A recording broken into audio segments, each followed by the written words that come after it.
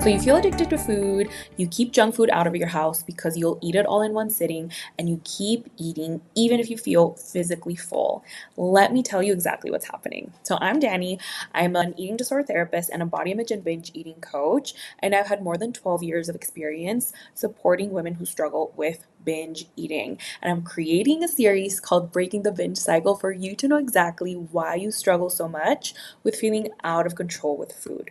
So this is episode 3. If you haven't seen episode 1 or 2, go ahead and watch them. I'll link them down below.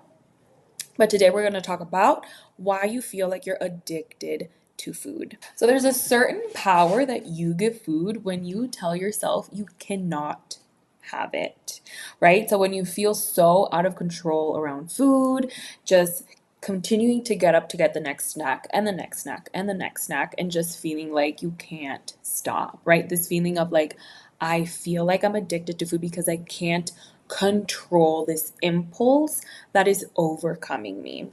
So, all of these symptoms might feel like an addiction and even sound like an addiction. But one thing about food that is different than an addiction is that you can't take away the substance that you're addicted to, right? Let's say I'm addicted to a drug. Take away the drug to be able to reduce the addiction or reduce the use or eliminate the use. You can't do that with food, right? And if you just change a few things in your life, the food addiction goes away. So I understand that you feel like you're addicted and some of the symptoms that you're experiencing might mimic an addiction, but this is very different. And if we switch up a few things in your life, this feeling of being addicted to food will go away. So let's talk about what that is. So this isn't a video about whether or not food is an addiction. This is a video of what you can do to actually feel effortless and in control around food. Now, there's many things that impact it, but I'm going to focus on 3 main things that are going to make a huge difference for you. So the first one that we're going to talk about is going to be mental satisfaction and mental restriction. And basically, these two are going to have opposite effects on how you approach food or that meal that you have in front of you.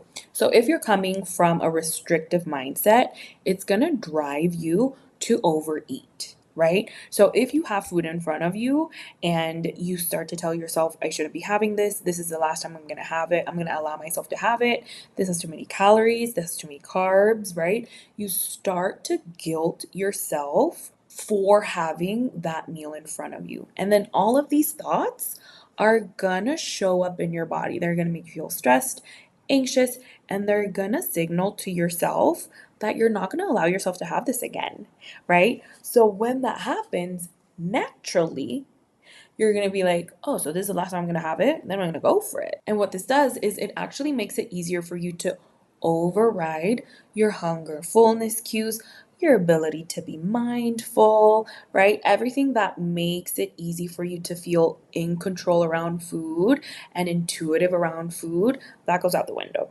right? Because of all this pressure and kind of threats that you're putting on yourself. Then we have on the opposite side when you have a satisfying mindset, right? I'm allowed to have this food.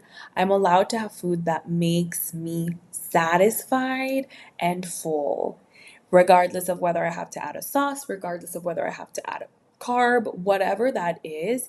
When you approach it from that approach, that makes it easier for you to sit down, be mindful, listen to your fullness cues, enjoy the meal, taste it, right? So it's going to be these two opposite effects that are going to impact that moment in your meal where you're going to be either relaxed and mindful and able to stop when you're satiated versus stressed, hypervigilant, and feeling like you need to take advantage of this meal because you're never going to allow yourself to have it, right? That is the drive and the urge that you feel to keep eating when you're already full. Okay? So that's the first one. The second one that I want to talk about is physical satisfaction and physical restriction, right? So in my course, we talk about this, right? We talk about the hunger fullness scale. We talk about what that feels like for you personally and what happens if you're constantly hungry, okay?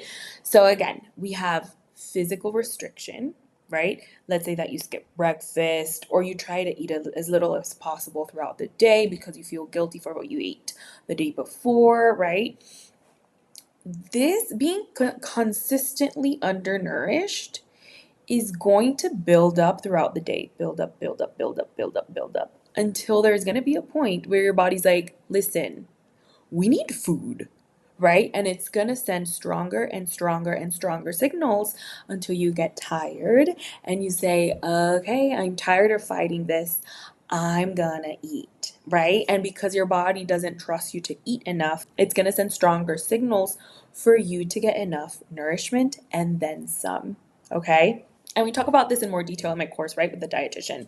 But I also want to show what it does for you to actually feel physically satisfied. And that means when you're physically full, right? There's a difference from what I just spoke about, which is that mental satiety, and then the physical satiety. So this is when you actually feel your stomach being full enough that you say, I'm comfortably full and I'm good to go. I don't need to keep eating. So when you consistently show your body that you're gonna feed it enough throughout the day, then it can start to relax, right? Then it's not stressed anymore. Then it trusts you and it's like, okay, yeah, I'm not going to send all of these signals for you to get more food because now I trust that I'm going to get it and I'm going to be able to just feel subtle hunger cues and then eat and feel subtle fullness cues and stop eating and be like, oh, that was so great. I'm going to wait till my next meal to eat more,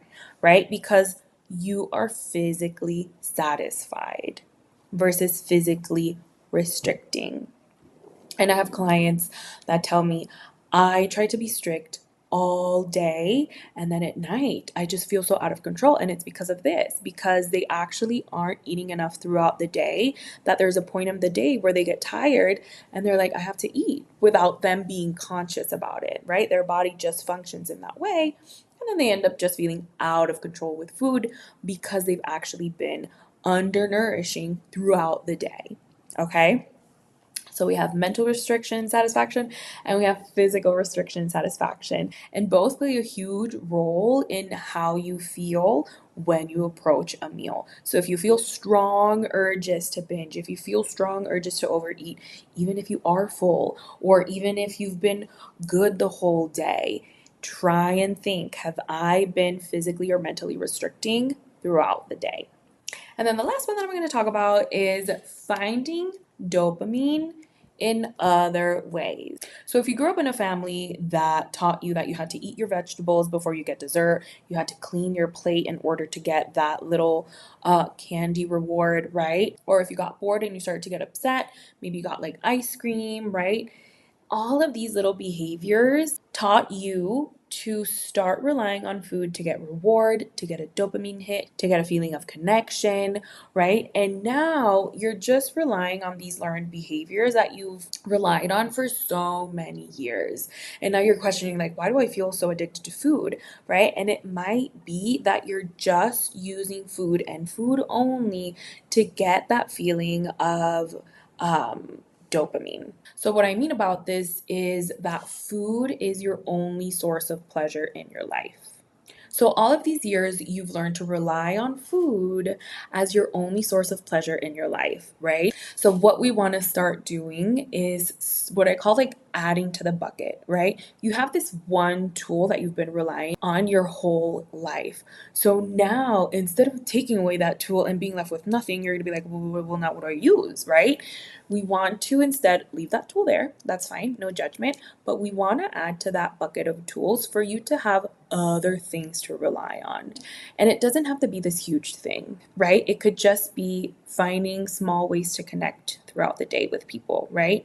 It might be listening to a fun playlist. It might be looking outside your window, looking at the leaves and how the sun is shining on them, taking a deep breath before you continue to work, right? It might be taking a 5-minute walk because you're a little bit overwhelmed from work. So think about, I call it like little de-stressors, like stress can pile up throughout the day or any other emotion.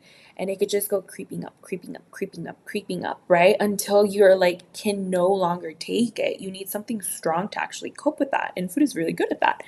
But what you want to start doing is adding moments to de-stress, right? Instead of it just keep piling on, you can find ways to kind of regulate throughout the day so that you don't just end up with a load at the end of the day.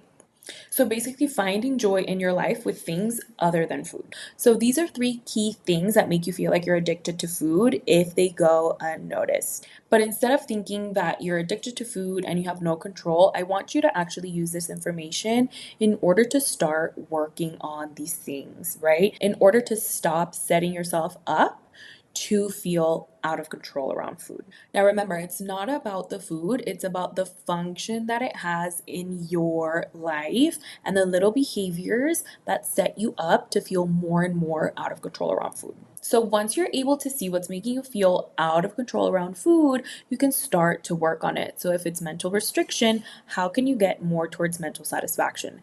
If it's physical restriction, how can you get more towards physical satisfaction? And if you notice that food is your only source of pleasure, how can you add to that bucket in order to rely on other things to get that source of pleasure and dopamine hit? So once you're able to find what's making you feel addicted to food, you'll be able to apply the needed skills in order to finally feel like food has no power over you. So I hope this video was helpful for you. If it was, make sure you like it and subscribe if you don't want to miss the next episode, which will be on weight versus health.